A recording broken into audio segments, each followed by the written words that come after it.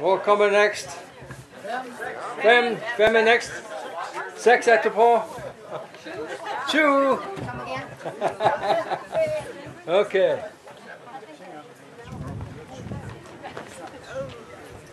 Well, thank you so much for coming. A nice windy afternoon. But it's not hot. It's not raining. Right? It's a wonderful day. Yeah. Well, we have a nice program this afternoon for you. I think some singing, some history, and glad to introduce Jean Urban. Thanks so much for coming again this year, helping us. And shall we then start with the opening hymn, Joel, or any other announcements? I've been told to announce that the coffee for afterwards, not now, but for afterwards, will be on the east side of that building, in the windbreak over there. So we can begin then with the first hymn. Earl, Up. you may want to ask if everyone has, because some thought that this was the same as this morning. Okay. The interior is different. That's right. Yes.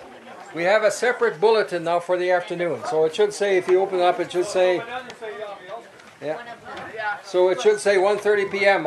near the top on the inside page. So it's different from this morning. Got any extra ones? Yes, we do.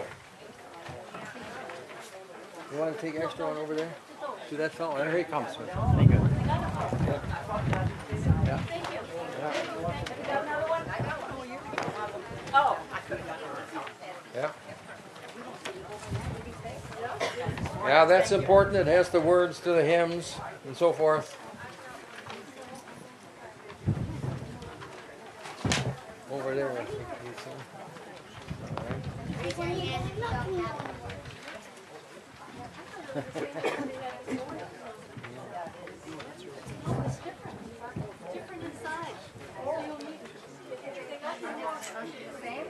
No, it's a different program. Yeah. Looks the same on the outside. Different on the inside.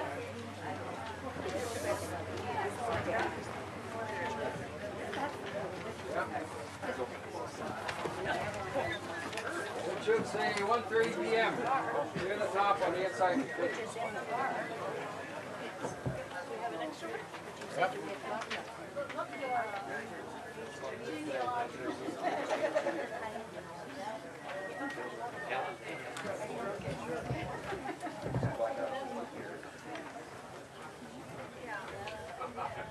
And the first thing after 1:30 p.m. it says names, pianist Jean Urban, and leader myself, Earl Knutson. And after that, opening hymn. So I believe we're ready for that now. We sing in Norwegian? You sing a på norsk? Sing igjen på norsk? Joel's going to sing a solo? Yeah, we better sing in Norwegian, huh?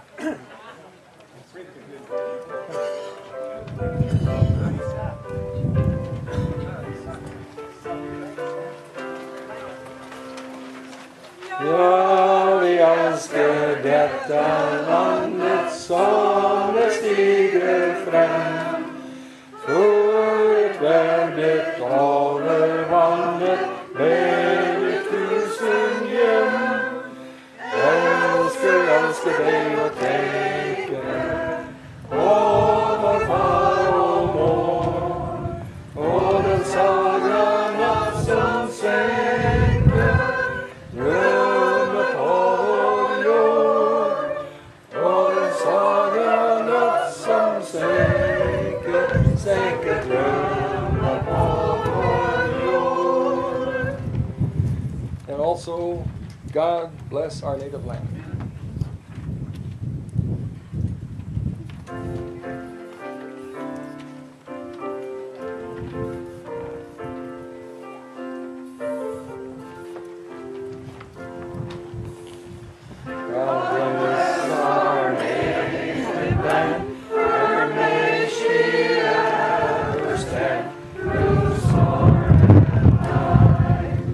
When the world tempest reign,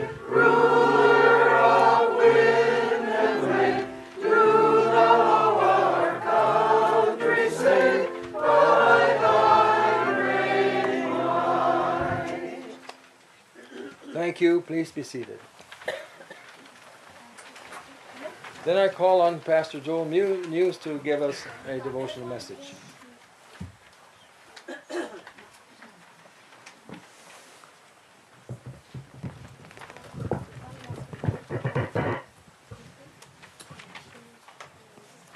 And now may the words of my mouth and the meditation of our hearts be acceptable in your sight, O Lord, our strength and our Redeemer. Amen. This afternoon I would direct our thoughts to remembering.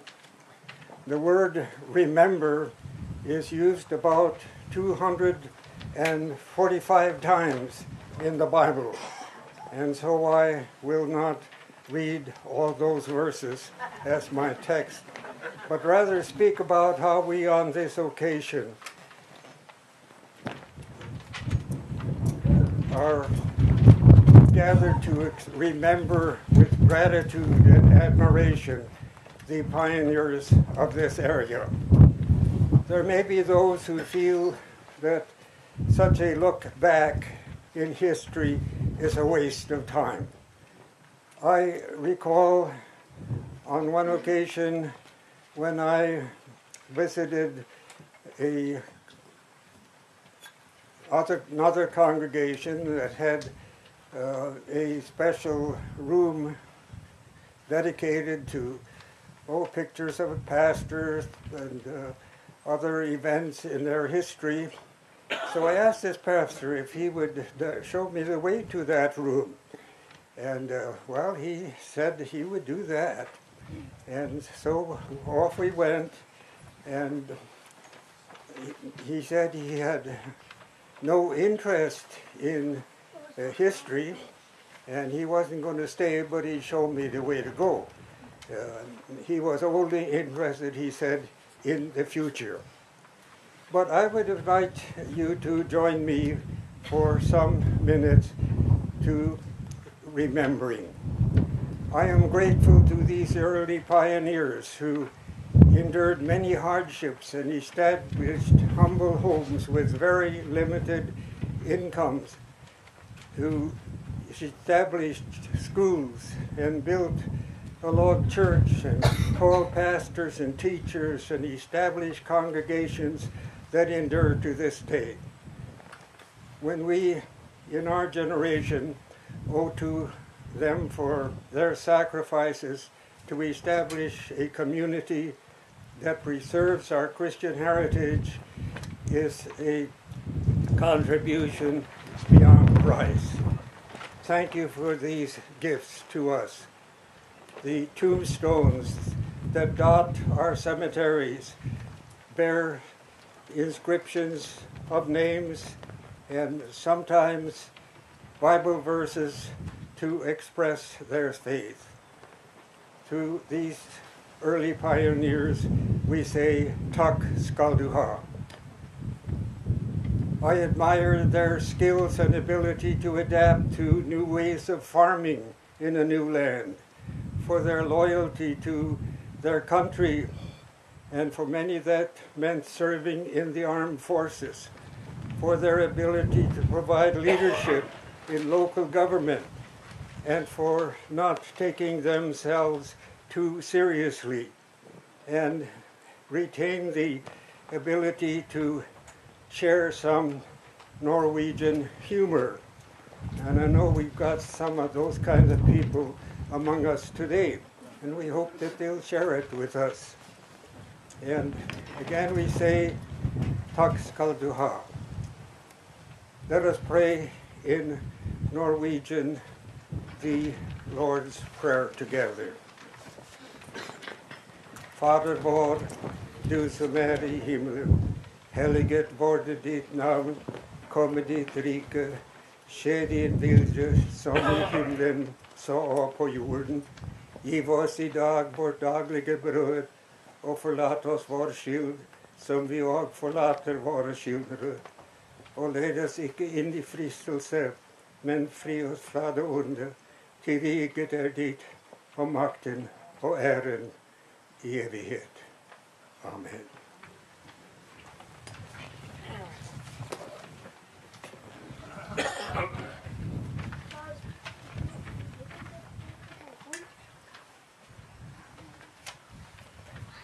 Thank you, Pastor Joel. On to our history program then for today. I'm going to call on Jeff Johnson to describe a written document that we handed out here this morning. And hopefully you all got one with the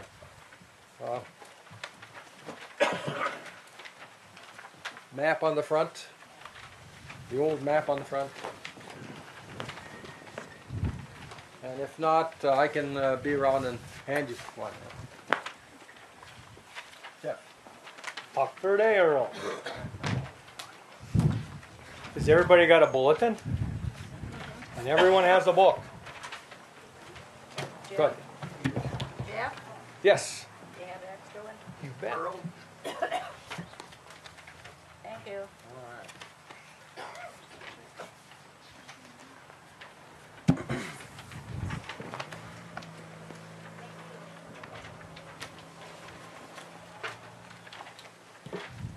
Välkommen till allesammans till Norway Lake idag.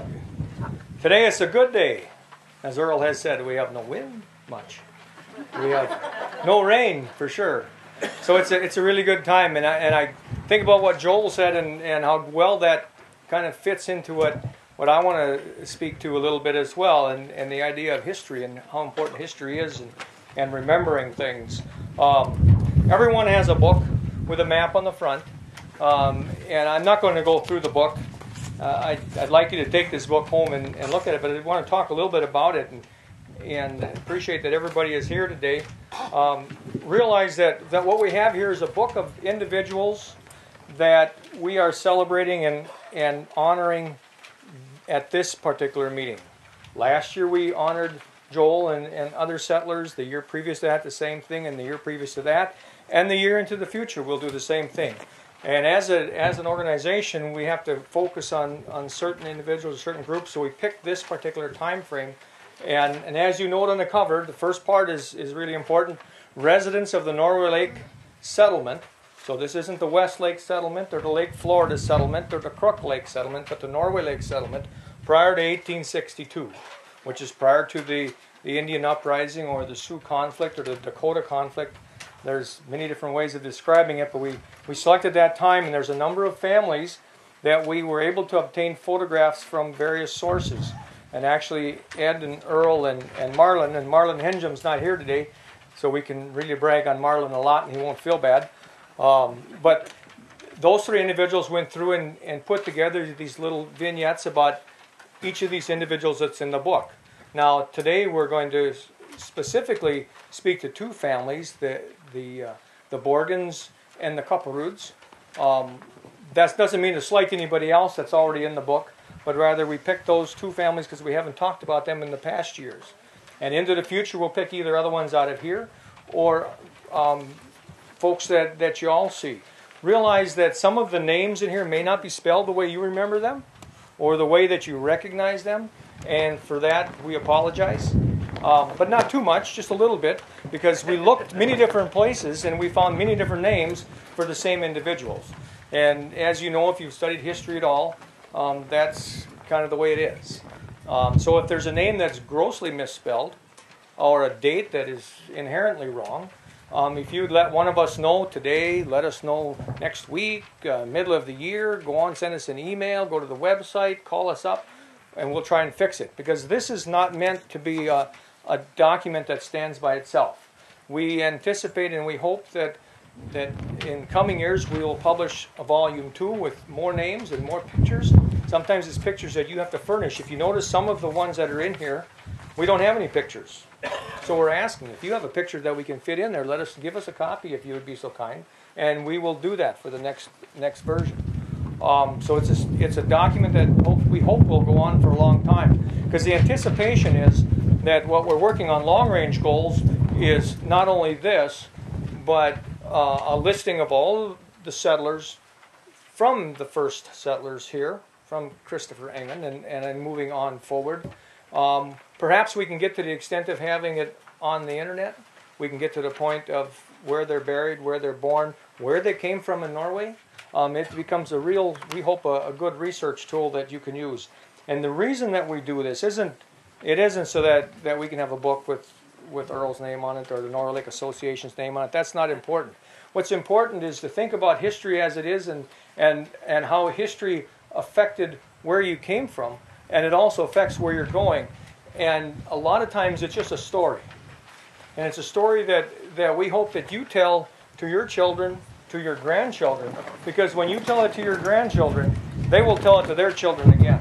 And we have to make sure that we don't let the storytelling leave our lives. Oftentimes that happens, we get too close to the iPod and too close to the internet that we forget about everything else. And this is what we think is a tool to open those conversations. Well, look here, John, look at this picture of your great-grandfather in here. It opens that door, it gives you that chance to start the conversation. And once the conversation starts, then the conversations will continue. And so that's what we want to encourage by this first edition of this document. So if you see something in there that's grossly wrong, please let us know. We didn't mean it intentionally. We meant it all in good heart and good faith. So with that, are there any questions about what you see here? If not, read it at your leisure. Enjoy it. Thank you, Earl.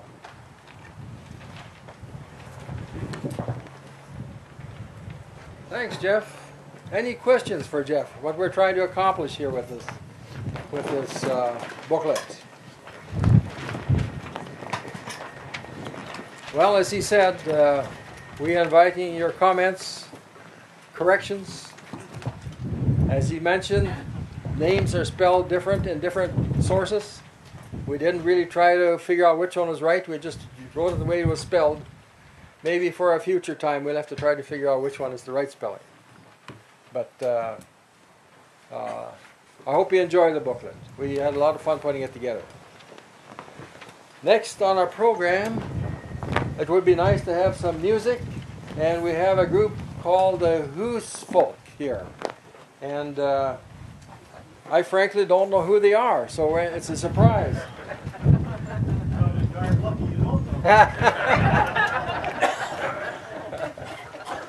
You want us to sing now? Yeah. Okay, that's what we'll do. Yeah. You can call it singing. I'll introduce people when they get up here. Oh boy, we might blow away. Oh, that's fine. And we're going to look kind of weird because I'm going to put a chair out here and I'm not going to sit on it. I'm going to put my leg up on it because I've been dealing with some sciatica. And it feels better when I do that. This is really a tough task for Norwegians because we have to get really close to each other. I kind of like it though.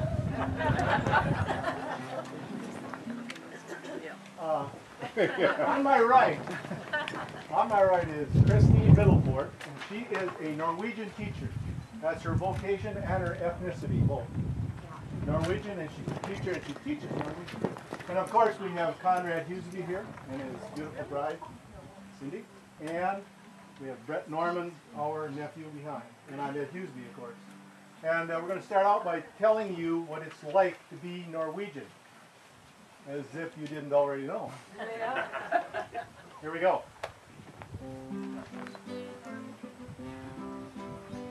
It's great to be Norwegian. Life's simple and worries are few. Don't have to be fabulous when pretty good will do. We aren't real outgoing, nothing to set us apart. We do our best to fit right in and ready to do our part. We are people of few words, just enough to get along. No need to show emotions, let's sing a favorite song. We don't eat haute cuisine, leaves you hungry when you're done.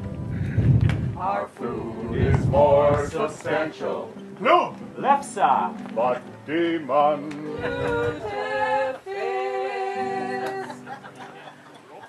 Great to be Norwegian. We know what we must do. convince all the others to be Norwegian too. 'Cause we know all you others want to be Norwegian too.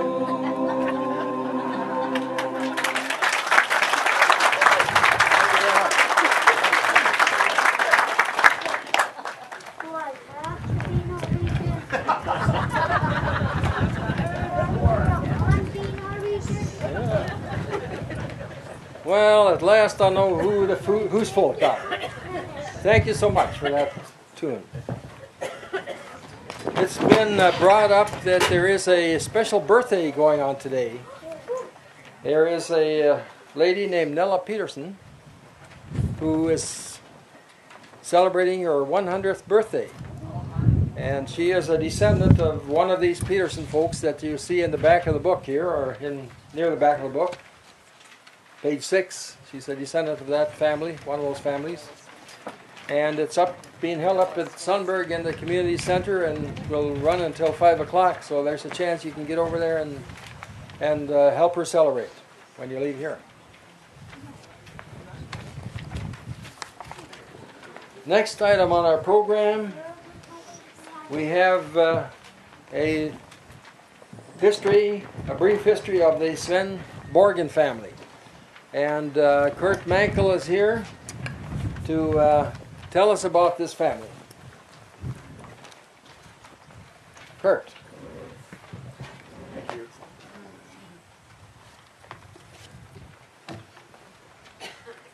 Yeah, so my name is Kurt Mankell, and I'm here to discuss the Swenson family. They immigrated from Norway.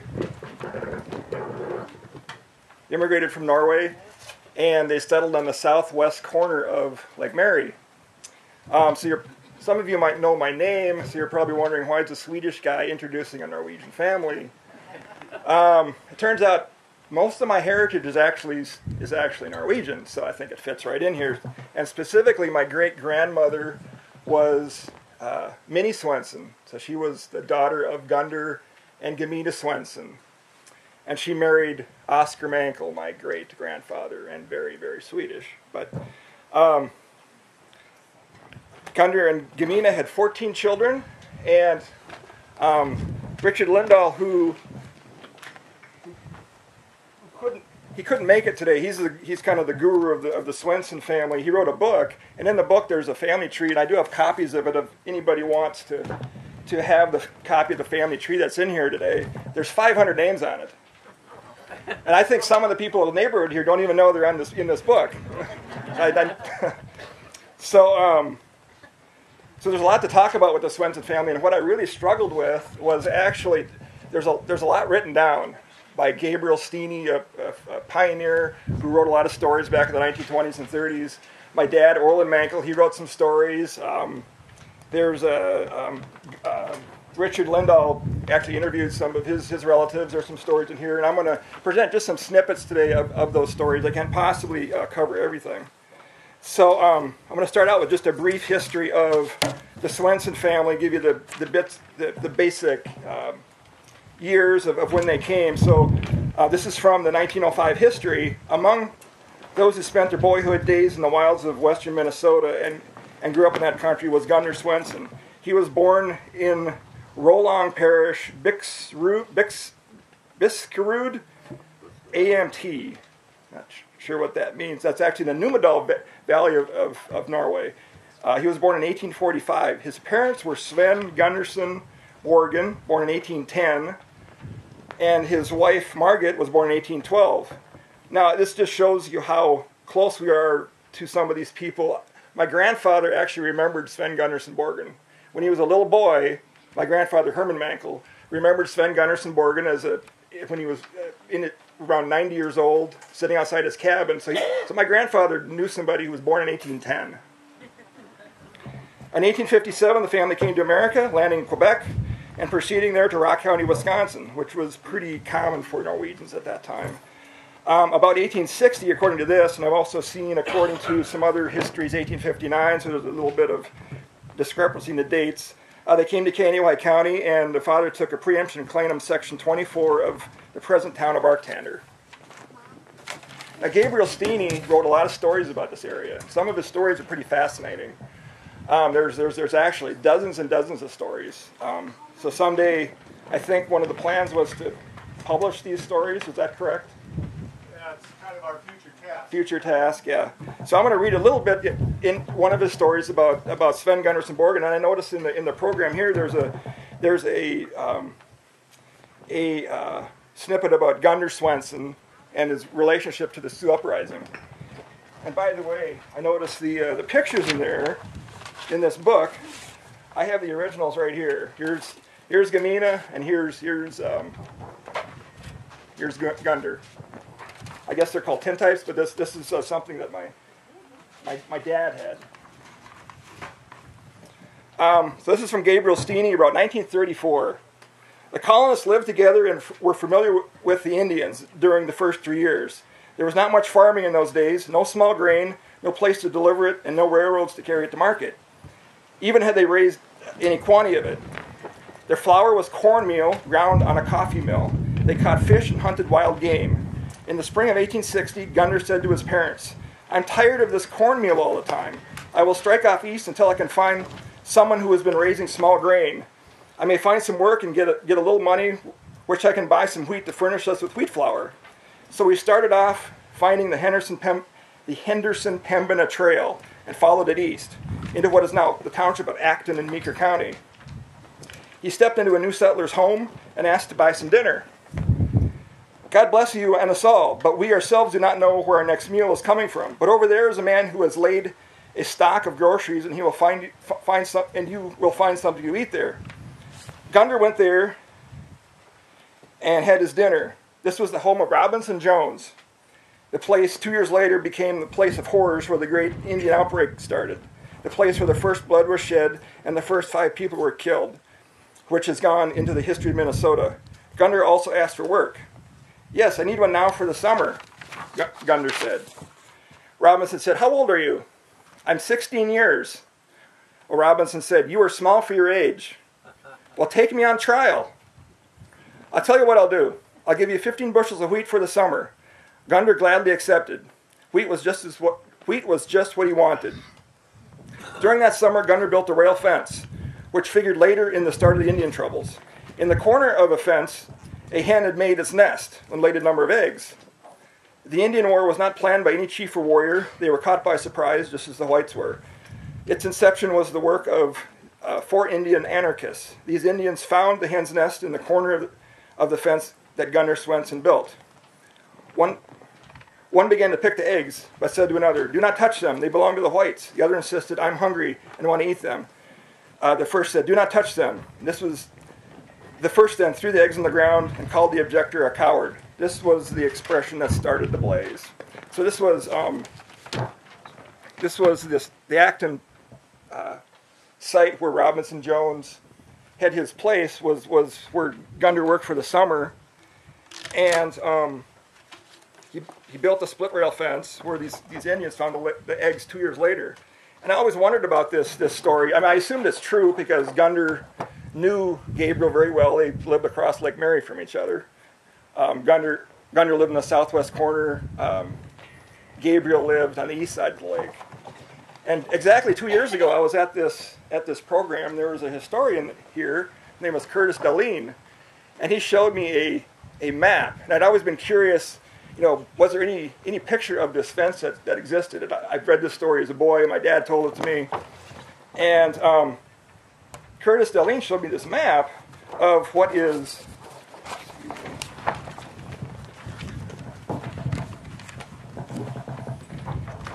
He showed me this map. There was a battle. There was the Acton massacre, what I alluded to in August 17th, 1862. There was actually a small military battle that is kind of fairly unknown. It's called the Battle of Acton. That occurred about 10 days later. And a soldier at this battle, he belonged to a regiment from the Twin Cities area of volunteer soldiers. They had a battle where there was about 6 soldiers killed, unknown number of Indians killed, and he drew this map, kind of a pictorial representation of what the ground looked like. It shows, you can't really see this up close. You can come up afterwards. It shows the Indians and the soldiers fighting, but the night before the battle, they camped at the house of Robinson Jones. And this actually shows the house of Robinson Jones, and around the house, this is the first time I've seen any documentation that there was actually a fence that existed. And there it is. There's a split rail fence. So I learned that right here 2 years ago at the log church program. So my dad was also a pretty prolific writer of history, and I'm going to read a short story that he wrote that actually appeared in the paper about 24 years ago. This is also about Gundar. Probably no one in Kaneohe County knew the American Indian as Gundar did, or was on better terms. From one account, he associated with them like ordinary white folks. Among them were young men of his own age. They taught Gundar how to count to 10 in their native tongue, and Gundar picked up other parts as well. These people were referred to as agency Indians, and would come up past the cabin heading to the Norway Lake Big Woods on their hunting trips.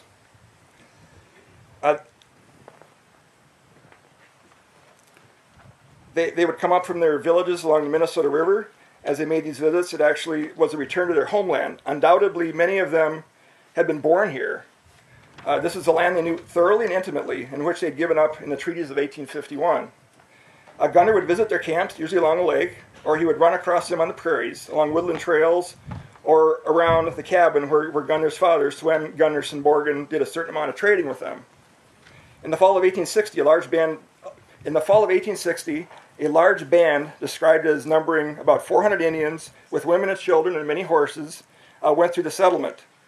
Gundar also seems to have a certain life of adventure. But Gundar's good relations with the Sioux would take a sudden and drastic turn. He was finding it difficult to believe when he first learned that the closely neighboring Swedish colony at West Lake was now almost extinct after a sudden and savage Indian attack on August 20th, 1862. He was now 17 years old. When it was determined that Norway Lake would have to be abandoned because of the hostilities and bloodshed, which now included all of Kaneohe County, Gundar was to figure prominently in these preparations. He was detailed for guard duty while the 14 West Lake victims were buried. He helped load wagons and household goods. He helped gather cattle into a herd. These were eventful and turbulent days in the Norway Lake colony, and Gundar was getting much material to describe in his later years. Not only was Gundar among the very first to come to Kaneohe County, he would also be about the very first to return after the Exodus of 1862. In the summer of 1864, the military patrol lines were extended west, and in doing so, the settlers were now free to return. And the very first to do so were Sven, Margit, and their son Gundar during the fall of 1864.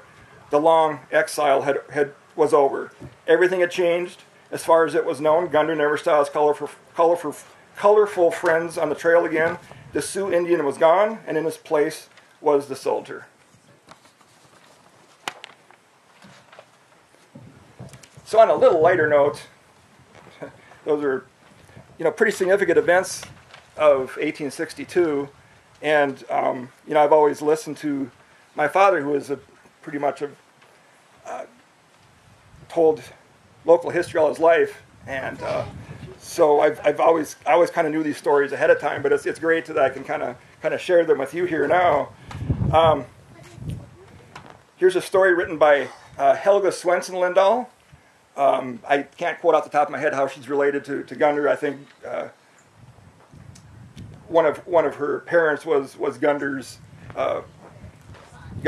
children. Sven Borgen was my great-grandfather. One time he was going to build a chicken coop, which they said he would need a variety of supplies purchased to build it. He said, "No, I can make it without any help from anyone or buying anything from a store." He built that chicken coop out of poles and trees and made a thatched roof. Then they said he would have to buy a window. And he said, "No, I don't need to buy a window." When they butcher an animal, in the inside of the rib cage there was sort of a lining or skin. He would cure it and tan that in some way and use that as a window. It wasn't completely transparent, but it would let the light in. For nails, he used pegs. For latches and hinges, he had leather. So he proved to them that he could make a chicken coop without anything without anything or without any help from anyone. That is one determined Norwegian.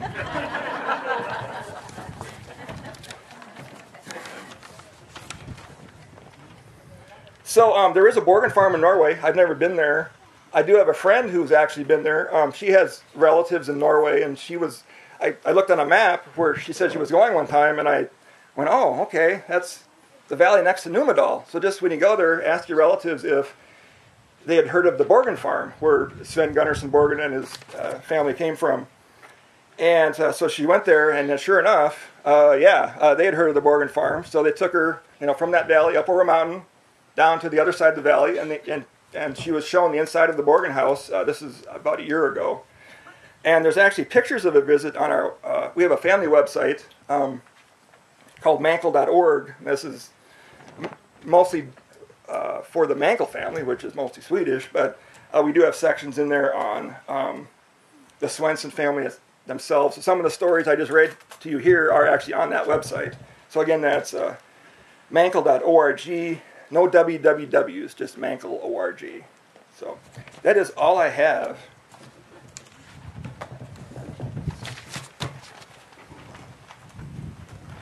Thank you.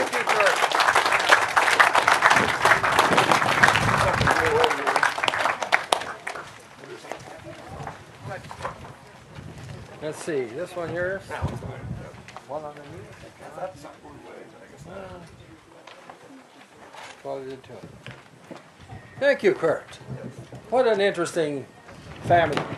I'm wondering how many descendants here from the Sven Borgen Gunnar Swenson family. I know I can see a couple. I do have family trees. I have about 20 copies, so if anybody Okay, wants it, yeah. page is long, 500. There's got to be a lot of descendants from that family.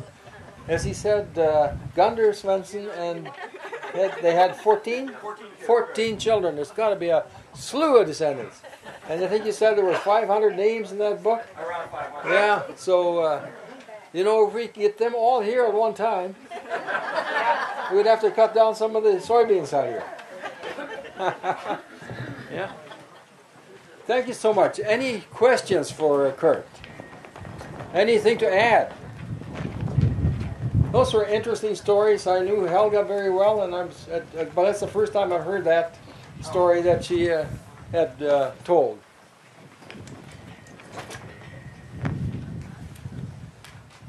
No questions? Oh, I got one. Yeah. What port did they land in when they came? I've often wondered if they didn't go through Alabama. No, they went through Quebec. That's all I know. And do you know the year that they came through there? I think it was 1857. 1857. And they went to Rock County, Wisconsin. Rock County. It was a common stop, I think, for Norwegians coming this way. Yeah. Greene County as well, yes. Lafayette, another county next to it, yeah. So we have next then, are you ready for another musical number from the Husfolk? Okay. Get your hopes up.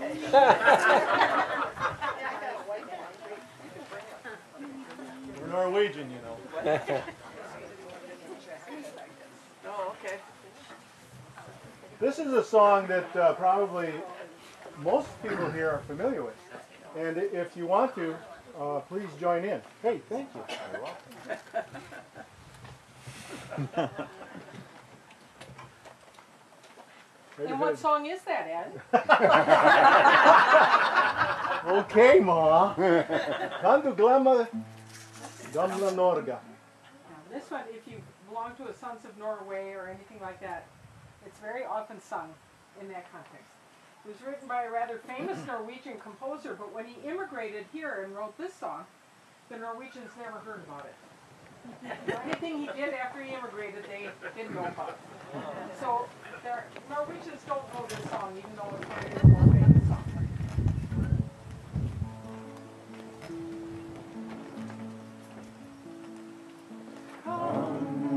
Glömma gamla Norge, aldrig jag det glömma kan,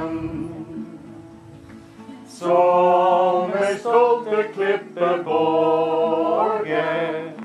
Earl blir mitt födeland. Kan du glömma Norges rover med sin fyr och björk och grann? Kan du glömma sjöns sover? Allt du därför glömma kan. Kan du glömma gamla Norge? Aldrig jag det glömma kan. Som en stolte klippe borgen och blir med födeland. Som en stolte klippe borgen och blir med födeland.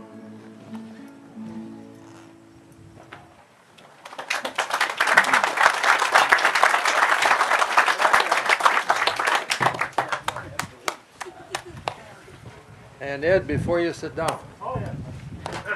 would you please introduce the next I will try. speakers? I will try. Some of the earliest settlers around here was a man by the name of Erik Gulbrandsen Kapperud. And he first settled up in Norway Lake Township, and then after the Indian uprising, he came back and settled in Arkander Township. I think they had 5. He then married a woman by the name of Olina Aasen. Not a name, Aasen. And I think they had like 5 children, but none of them married and had children. So the name died out. The Kapperud name died out. But we have relatives here today of Olina. And they're going to present a story about Olina and Erik and their family. Thelma? Myrtella? Where's Myrtella? She's over there. Oh my gosh. Are you coming up too? Oh, and John Aasen is here too. Thelma's going to be the spokesperson? I guess so. And don't mess with Thelma.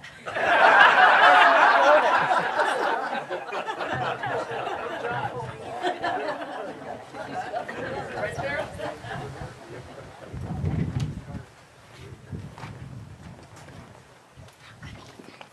I don't know if this is right. Down farther. That okay? Yeah. Okay. I'm Thelma Johnson, a daughter of Axel and Louise Aasen. I'm going to tell about Erik and Olina Kapperud. They were among the early settlers here in Norway Lake area, as you just heard.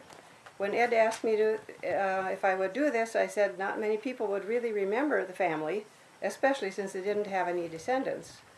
But since he was so kind as to ask, my sister Myrtella and brother John and I decided that since perhaps we know more about them than anyone else, we would pull together some of our information and memories.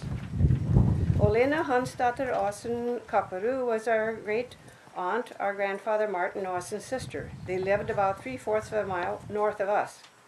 When we went to school at District 23, we walked through the Kapperud pasture and the fields and right past their house. We are sure a number of you have memories from District 23, just a little southwest of here. Olina Aasen emigrated from Nordtorpa, Eland, Norway in 1857. She came with her sister Kari, who was later Mrs. Johannes Engen, about 7 years before our grandfather Martin emigrated in 1864. He was in Iowa first, then came to Norway Lake in the fall of 1866. There were 8 children in the Aasen family in Norway. All of them emigrated except for one brother, Nils, who remained in the old country with his parents. We don't know very many details about Olina after she first came to this country, but we do know she worked in Minneapolis for a time, and then later for a pastor and his family near Brainerd. She was in Arkander during the Sioux uprising in August of 1862, and was among the group of settlers who hid out at the Isle of Refuge at Norway Lake. Olina Hansdatter Aasen and Erik Gulbrandsen Kapperud were married in St. Paul in 1865. Erik also came from Lund and was born in Nordsini, Lund. This area was not far from Norrtorpa, where Olena lived, but they were not members of the same church, but which was the Almo church, which some of you people have connections with, the Skinlans especially. We don't know whether they knew each other in Norway or not. Eric emigrated in 1854, which was quite early as far as Norwegian immigration is concerned. He lived in the area of Eau Claire, Wisconsin, about 2 or 3 years before coming to Norway Lake. So Eric was a contemporary of the very early pioneers here. He had the distinction of being the first settler in the township of Norway Lake in what was then Monongalia County. He located on a claim on what is called Glesna land. After returning from the Sioux Indian outbreak, he relinquished that land and filed for land under the Homestead Act in Section 9 of Artander Township. The website of the Bureau of Land Management shows Eric had 4 land titles to his farm, totaling over 350 acres. It was not all completely tillable, since some parts of the land had many large rocks. Olena and Eric were members of the First Norway Lake Lutheran congregation and worshipped in the old log church. After the district divided, Kapperuds became charter members of West Norway Lake. As I said earlier, Olena and Eric lived just north of our farm. They built a log house there in 1868, where they lived the remainder of their lives. The house had a large room across the east side that served as a combined living room, dining room, and kitchen, with a pantry in the southwest corner and a bedroom in the northwest corner. Between the pantry and the bedroom was the stairway to the upstairs. A lean-to or shanty was built on the north side of the house. In 1920, Gustav, their son, had a large barn built south of the house. Visitors to the Kapperud home remember seeing a red check tablecloth on the table in the main room. On it were piled many newspapers. This pile undoubtedly included the Decoraposten, that is a very familiar name to many of you, and the Wilmer Tribune, very likely the weekly one instead of the daily Tribune. Many of you may remember those white round peppermint candies with the 4 X's imprinted on them. The Kapperuds always offered them to visitors, and they always served large white rolled out sugar cookies. Kapperuds were always willing to buy Christmas seals and Red Cross stamps from school children when they would stop by on their way home. Those kids would have been the Aasens and the Edwin and Emma Hauge's kids. Kapperuds would always buy some seals or stamps, and someone in the family would go to their cupboard to bring out the few cents to pay for them. In the early days, a post office called Westlake was situated just west of our house. Later on, it was closed, and Sundberg became our mailing address. Kapperud's mailbox was right next to ours. It was quite a walk for them to get their mail very often, so when our family would visit them, they would also bring along their mail. I want to tell you a couple of old stories, principally about Eric, that were told often in our family. Carl Aasen, our uncle, wrote the following when he compiled an Aasen family history. Quote, Eric was a good walker. He had found out that a small tract of government land was for sale, so he set out for St. Cloud, 40 miles away, walked all night, and was there when the land office opened at 9 in the morning. Eric bought the land and, deed in hand, turned to go. In the doorway he met a well-to-do neighbor, Evan Railson, who was also after that piece of land. This man possessed a fast team of horses, and figuring he had plenty of time, had driven to get to St. Cloud in the morning. There were no pleasantries. The big shot climbed into his buggy and started for home. Eric walked. It is said that he smiled. I can almost hear a faraway chuckle, unquote. There's another story about Eric shooting a bear. The Old Timers column, written by Eben Lawson in the West Central Tribune, published this story in a 1940 issue. Olena and her daughter Helen, after having finished the milking, noticed a bear sitting on the edge of the woods.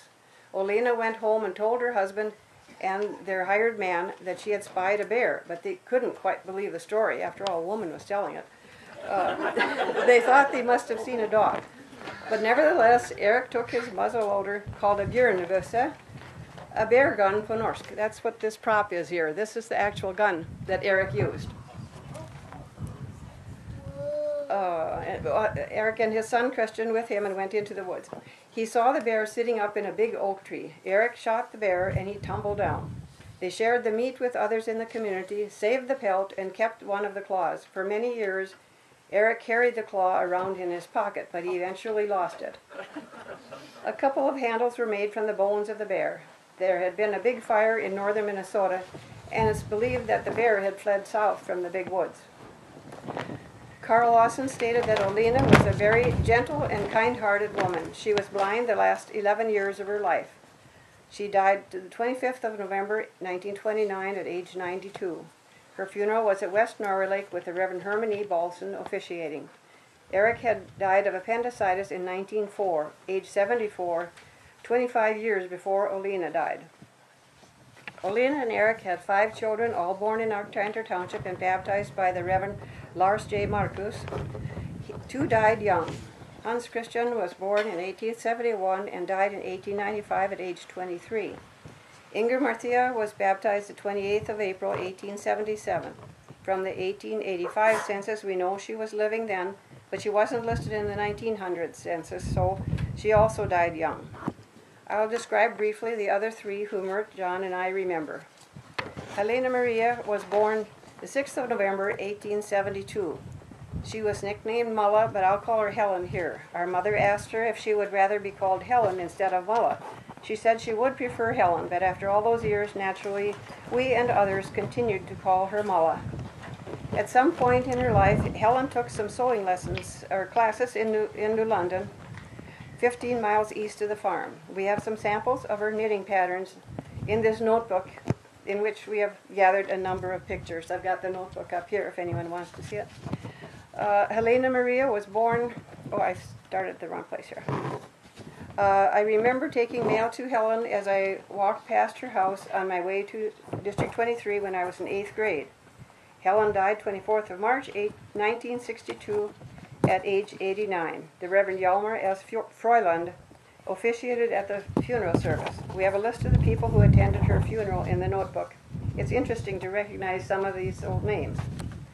Karen Maria was born the 20th of May, 1879. She owned a camera and took many pictures doing the developing herself. She very likely took the picture we have of the log house and the barn and others of the family. Karen had a good memory and knew the complete church liturgy by heart. When she, quote, read for the minister, unquote, the pastor wrote by her name, Meget Flink, meaning very good. Karen died 27th of March, 1936 at age 56. The Reverend Herman E. Balson officiated at her funeral. Gustav was born the 19th of June, 1881. In 1921, he rode with Axel, our father, to Portland, North Dakota when he went to visit Louise later to become our mother. Gustav really enjoyed the trip. You can imagine he did not get very far off the farm often. We have a certificate issued by a state inspector on the 2nd of July, 1907, designating Gustav as a special engineer. Perhaps he had enrolled in mail order classes. Gustav died the 5th of May, 1941, at age 59 of a cerebral hemorrhage. Many farms were lost during the Great Depression and the Dirty 30s. In 1939, the Kapperud farm was one of those. After Gustav and Helen moved out of their home, the Federal Land Bank held the mortgage and built the kitchen to the north side of the log house using log siding. The rest of the house kept its original log exterior. The farm was sold to Julius and Mildred Huseby in 1943. The entire house was remodeled in 1949 with a 4-season porch being added on the south side. Fortunately, Gustav and Helen had a few acres of land on which there was no debt, on which they could now live. This was in the southeast corner of the farm. When they moved from their home, Helen and Gustav purchased a new 1-room building and moved it to this land and built a basement under it. On the acreage there was a bank that faced south, so a pole barn was built into this bank. This was ideal for warmth for the cattle, horses, and sheep. The roof of the barn was probably made with stout oak tree trunks as beams between the poles and some other smaller posts between them with straw piled on top. A close neighbor, Eric Rude, built a pole barn like this for his cattle, probably after he saw how warm and useful the Kapperud barn was. Gustav died not long after they moved to the new house. Helen was a strong woman and continued to handle most of the outside chores for many years. She sometimes hired a man by the name of Oscar Overby to help her. Gustav had a Model A Ford. After he died, Helen sold it to Conrad and Wendell Aasen for $15 with the stipulation that they were to take her to church services at West Norway Lake when she wished. There was no built-up road in the vicinity of the Kapperud farm until about 1940 when a township road was built running from the north at Highway 40, formerly Little Crow Trail, and I think now called the Glacier Ridge Trail. The road came as far as the Eric Rude home, about a quarter of a mile northeast of Kapperud. In 1945, a road was built from the Alexander Town Hall, about a mile to the south, joining the road built in 1940. This is Township Road number 113. The REA came through the area in the fall of 1941, so now Helen had electricity. And a telephone came to Helen's little house in the last years of her life. What a wonderful thing it was for her to have a telephone that gave her a chance to be in contact with neighbors and to visit a little with them, sometimes in Norwegian. Our mother spoke with her often. Kapperuds were quiet people and maybe somewhat reclusive. They were good and kind people, and they should be remembered as good citizens of the community. John, Myrt, and I are among the few people left who have memories of them. Some of the others who remember Helen would be the family of Julius and Mildred Huseby, the children of Eric and Bernice Rude, who were also her closest neighbors, Eunice Hauge Sanders, and perhaps a few more people. If you'd like to look at this notebook, it shows some pictures of the Kapperuds and some other items, and this is the rifle that Eric used to shoot that bear many years ago. Thank you so much for giving us the opportunity to tell a little about these early pioneers.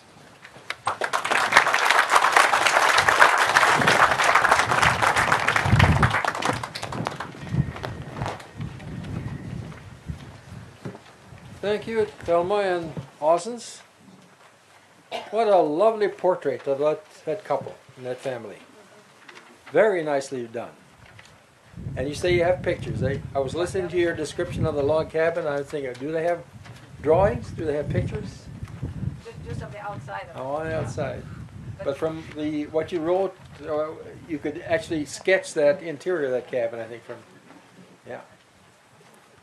Any questions for the Aasen here about the Kapperud family?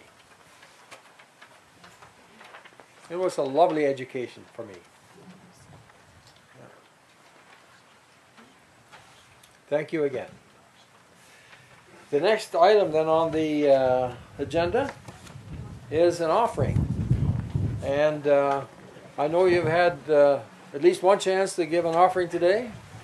If you didn't, yeah, two of them, yeah. Yeah, but if you it happened to pass you by at that time, you have another chance. Husfolk, are you here? Are you interested in? Do you have another? One more. One more for us while we do the offering. Sure. All right. We're back again? More bad news. No, I don't think so. As long as the Ludwig left on it. Yeah. This one might be a little more serious.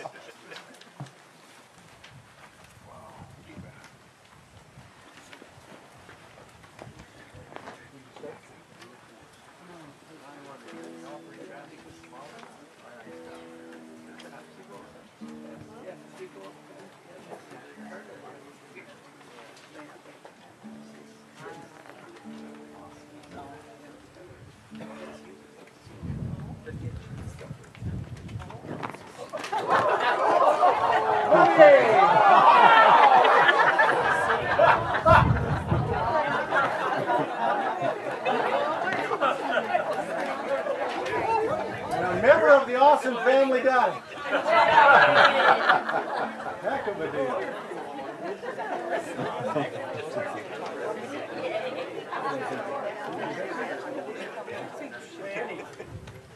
What's that? Are you really one leg up on the other four? At least. I doubt that.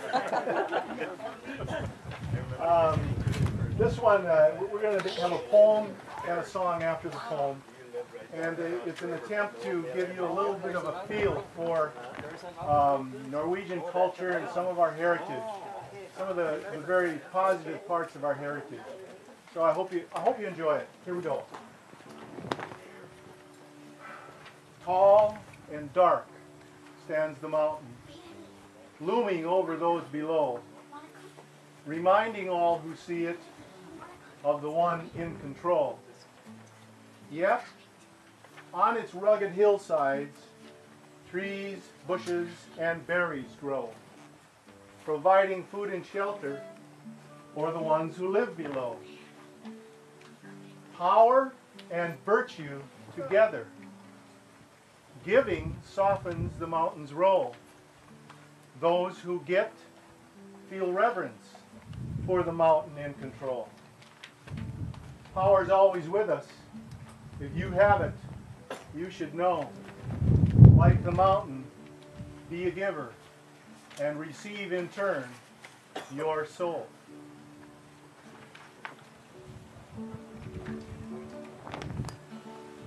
Norwegian soul, a rock so bold, like granite walls with sea below. Norwegian soul, for strength untold, our courage from Norwegian soul.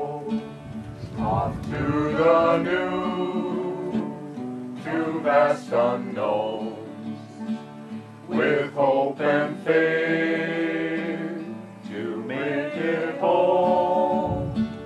Off to the new, and land our own, our courage from Norwegian soul.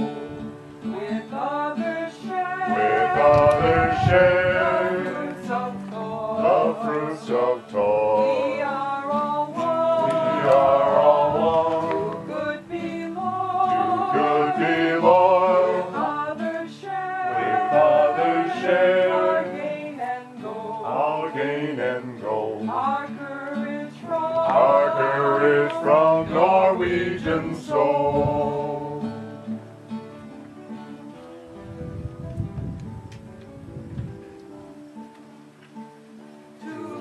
The world must be the goal, the way to peace, make friend of foe, to lead the world, cause peace to grow, our courage from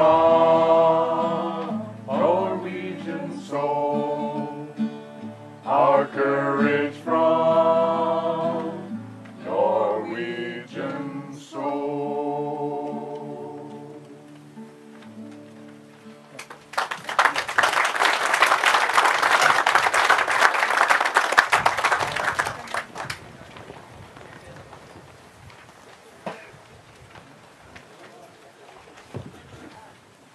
Well, thank you, Husfolk. You're welcome. I really enjoyed that. You sing very nice. Who is your booking agent?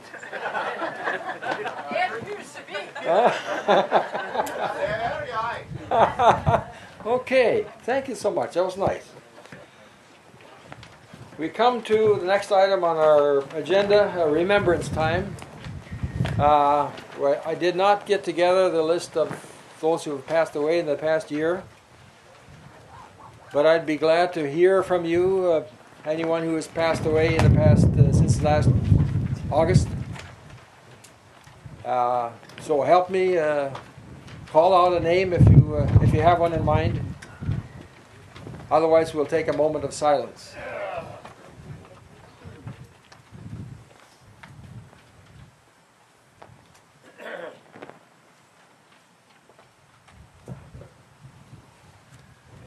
Thank you. Next, a hymn for all the saints.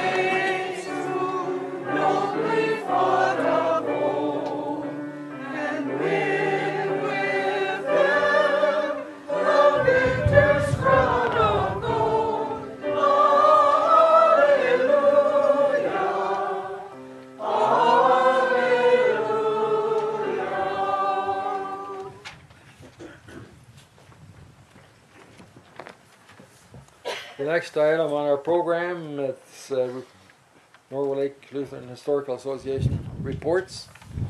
I don't really have much to report to you. Our major report in the year is done in January when we send out that letter, and before the annual meeting. We have a good board of directors.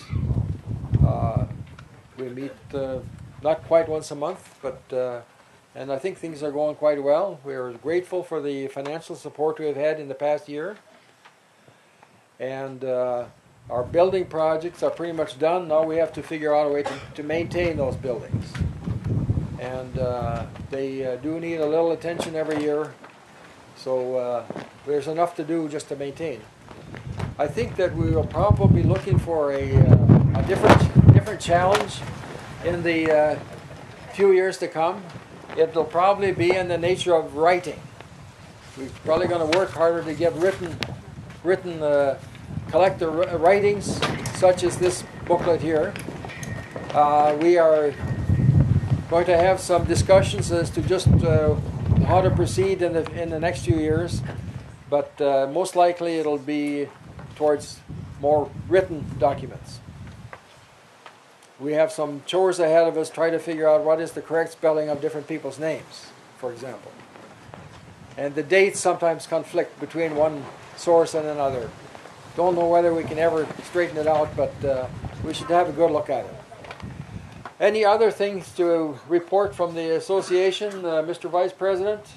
Well, I think you said it already, but we have the new kiosk over at the cabin. And why don't you go there and take a look at it.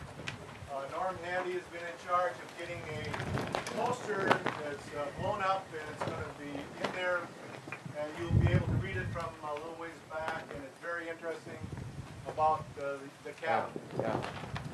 Yeah, that's a good example, collecting things that have been written about that particular house in the different literature, and a lot of it is captured on that poster. Some maybe 15 different sources have had something to say about that cabin. So yeah, that kiosk is new, as you say, and we got the poster in there, some more pictures in there as well. Anybody else from the board? Anything to say?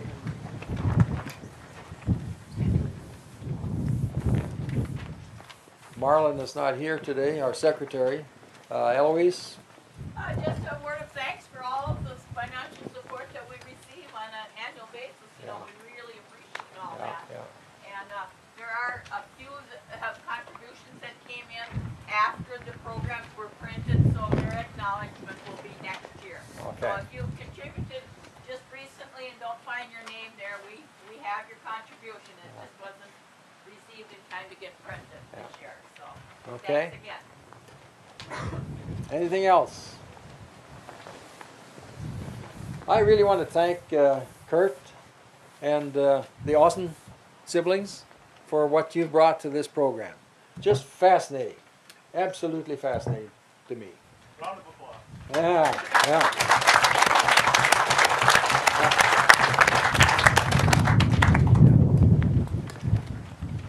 I know Kurt's family has on our website, and we have a link to their website on our website, so that's a way you can get into it, and probably many other ways as well.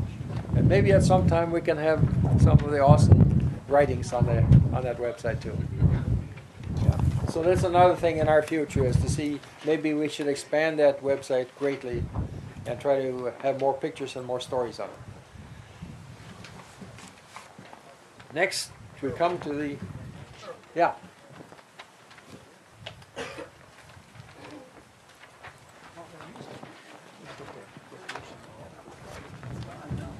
Oh, yeah.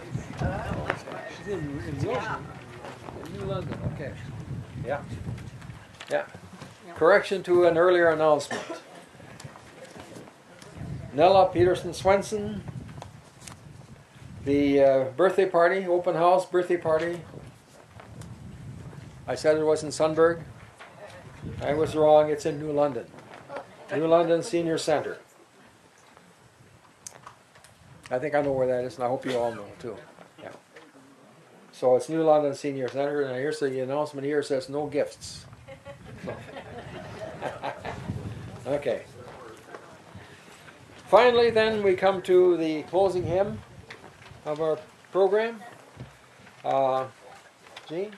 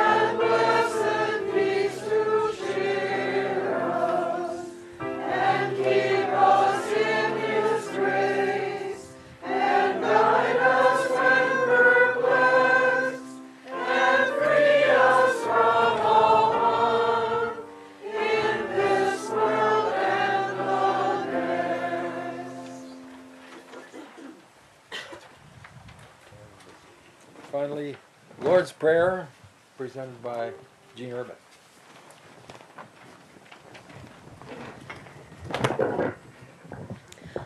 Our Father, who art in heaven, hallowed be thy name. Thy kingdom come, thy will be done on earth as it is in heaven.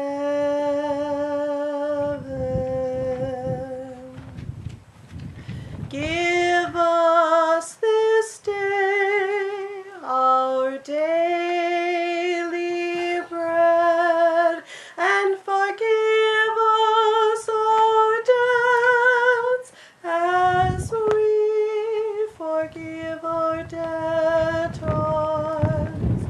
And lead us not into temptation, but deliver us from evil. For thine is the kingdom, and the power, and the glory forever.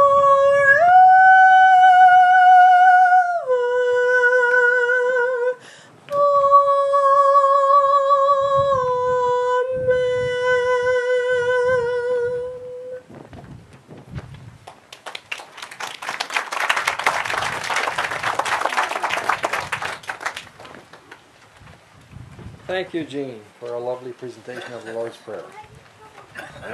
Announcements. Any announcements? Well, we can announce that there is coffee and juice, lemonade on the other side of the Peterson cabin here. I just want to thank you all for coming. It's a nice crowd. Appreciate your participation, and I hope you had enjoyed it as much as I did. Thank you. Mangatak.